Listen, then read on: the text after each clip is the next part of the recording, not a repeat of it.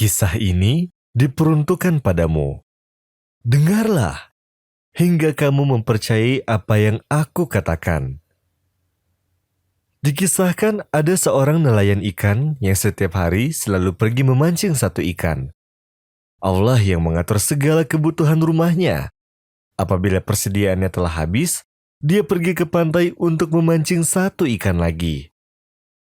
Suatu hari saat sang istri memotong ikan hasil pancingan suaminya, tiba-tiba ia terkejut dengan apa yang telah dilihatnya. Ternyata di dalam perut ikan tersebut terdapat sebuah berlian. Ada berlian di perut ikan. Subhanallah, suamiku, lihatlah apa yang kudapat. Ada berlian, sebuah berlian. Sang nelayan mengambil berlian tersebut, lalu membawanya pergi ke toko berlian di sebelah rumahnya. Setelah sang pemilik toko melihat berlian itu, ia langsung berkata, "Aku tidak mampu untuk membelinya, karena berlian itu sangat berharga. Tapi pergilah ke toko berlian di kota seberang. Mungkin saja akan ada seseorang yang membelinya darimu." Lalu nelayan itu mengambil berliannya dan membawanya pergi ke toko besar yang berada di kota sebelah. Lalu dia menceritakan kisahnya. Maka sang pemilik toko berkata padanya, "Demi Allah, sesungguhnya apa yang kamu miliki ini sangatlah berharga. Tapi aku punya jalan keluarnya. Cobalah kamu pergi ke tempat gubernur di kota ini, karena dia pasti mampu membelinya." Sesampainya di gerbang istana, ia menunggu untuk mendapatkan izin masuk, sambil membawa berlian yang terus digenggamnya. Ketika sang gubernur melihatnya, ia berkata, "Berlian yang seperti inilah yang aku cari. Aku tidak tahu bagaimana menghargainya untukmu. Jadi, aku izinkan kamu untuk memasuki ruangan khususku. Dan kamu akan berada di dalamnya selama 6 jam. Ambillah apa yang kamu mau. Itulah harga berlian ini."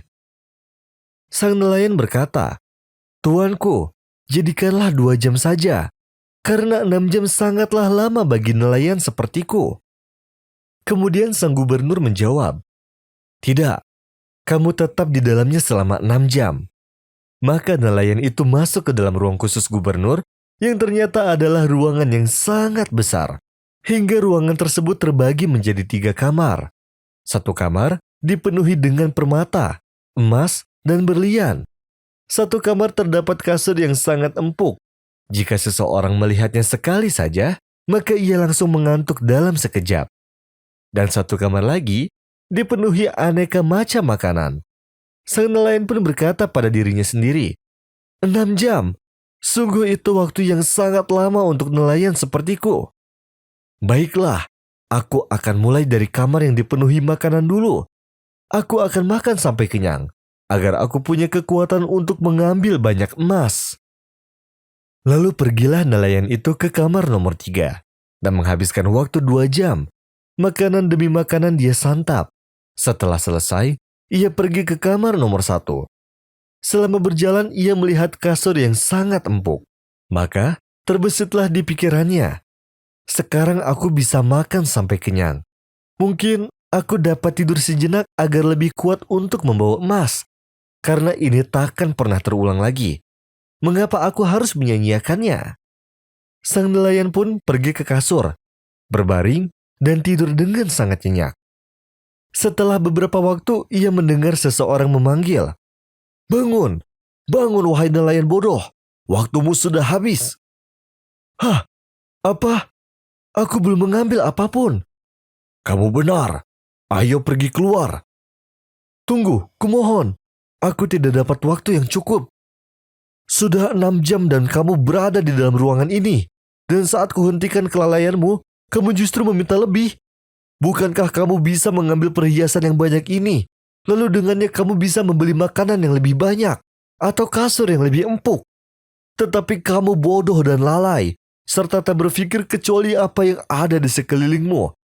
Bawa dia keluar." "Tidak, tidak, kumohon, kumohon." Kisah pun selesai, tapi intinya belum selesai. Apakah kamu lihat berlian itu? Itu adalah nyawamu yang tidak bisa dibeli dengan uang. Tetapi kamu tidak tahu betapa besar nilainya. Apakah kamu lihat ruangan khusus itu? Itu adalah dunia. Lihatlah akan besarnya dan betapa tertipu kita dibuatnya. Perhiasan itu adalah amal kebaikan, sedangkan kasur itu adalah kelalaianmu. Makanan dan minuman itu adalah hawa nafsumu. Dan senelayan itu adalah dirimu, wahai pendengar. Bukankah seharusnya kamu bangun dari tidurmu, meninggalkan kamarmu, lalu mengumpulkan sebanyak-banyaknya perhiasan sebelum habis waktumu atau umurmu? Karena niscaya kamu akan keluar dari dunia ini dalam keadaan rugi. Allah Subhanahu wa Ta'ala berfirman, demikianlah keadaan orang-orang kafir itu, hingga apabila datang kematian kepada seseorang dari mereka, dia berkata, "Ya Tuhanku, kembalikanlah aku ke dunia agar aku dapat berbuat kebaikan yang telah aku tinggalkan." Sekali-kali tidak. Sesungguhnya itu adalah dalih yang diucapkannya saja. Dan di hadapan mereka ada barzakh sampai pada hari mereka dibangkitkan.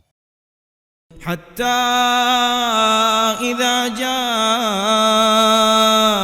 أحدهم الموت قال رب ارجعون لعلي أعمل صالحا فيما تركت كلا إنها كلمة هو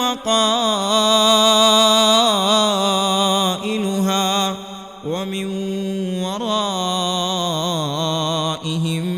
برزخ إلى يوم يبعثون فإذا نفخ في الصور فلا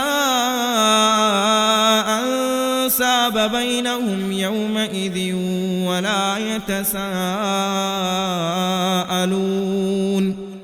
فمن ثقلت موازينه فأولئك هم المفلحون ومن خفت موازينه فأولئك الذين خسروا أنفسهم في جهنم خالدون تلفح وجوههم النار وهم فيها كالحون.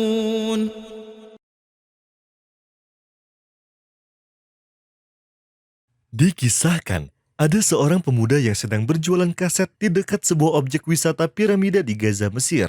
Suatu ketika, datanglah seorang turis asing kepadanya. Kemudian dia berkata, "Aku ingin sebuah lagu yang dapat menenangkan sarafku, karena aku sedang gugup dan ingin beristirahat sambil mendengar lagu santai."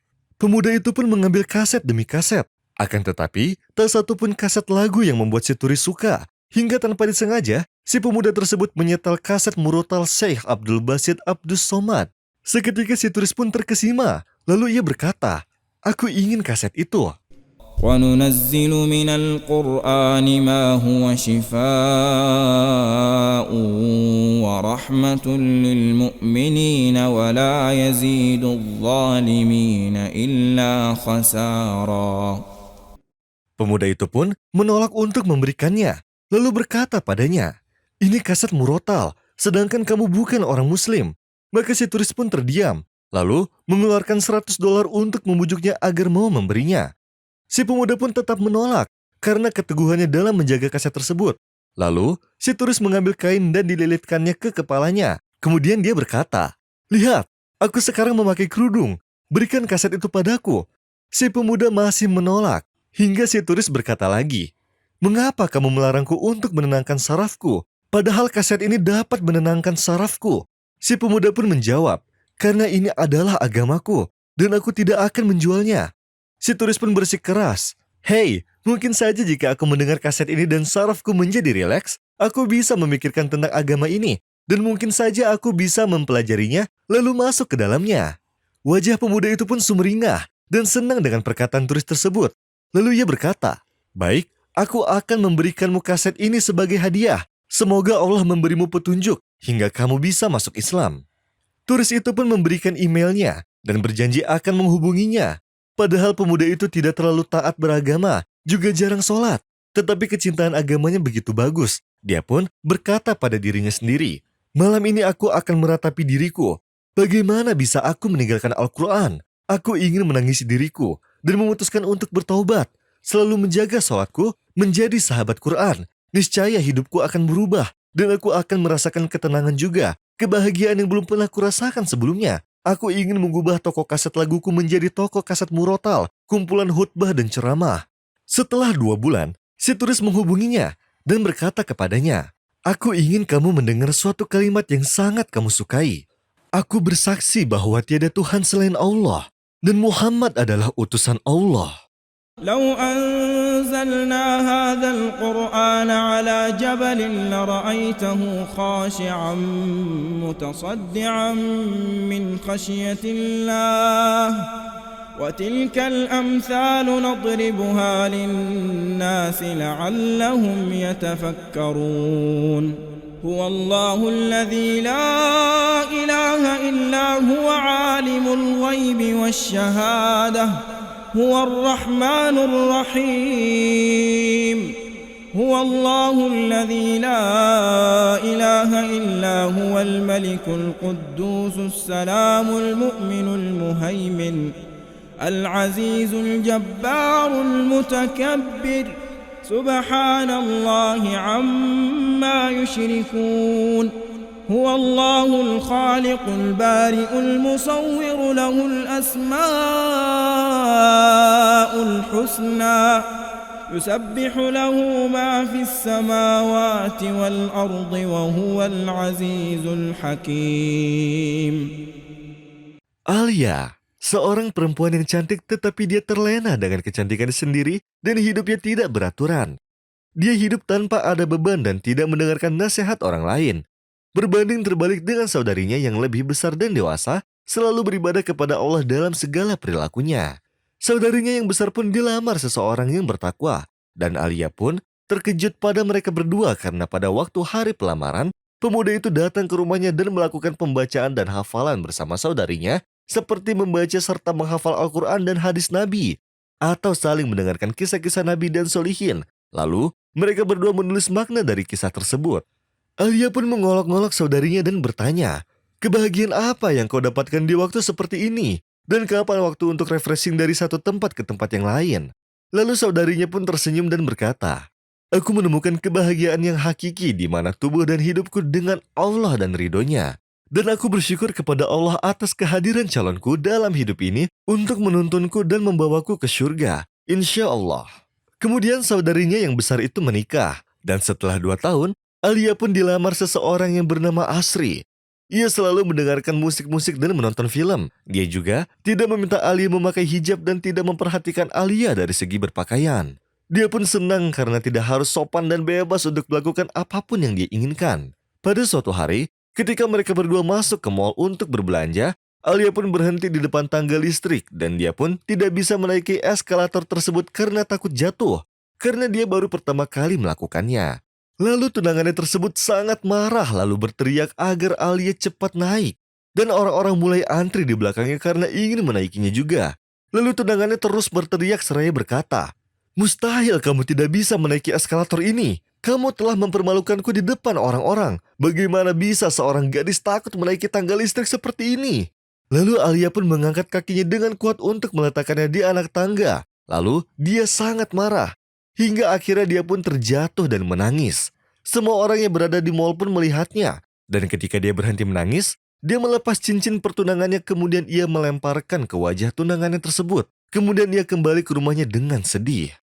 Pada hari itu juga, saudarinya mengunjungi rumah ayahnya. Dan ketika dia mendengar apa yang terjadi pada Alia di mal tadi, ia mencoba untuk menghiburnya dan tersenyum serta berkata, "Jika tunanganmu itu menyukaimu dengan cinta hakiki, maka dia tidak memperdulikan penglihatan orang-orang terhadapnya dan mengambil tanganmu lalu naik bersama-sama dari tangga tersebut. Dia tidak mencintaimu kecuali dirinya sendiri.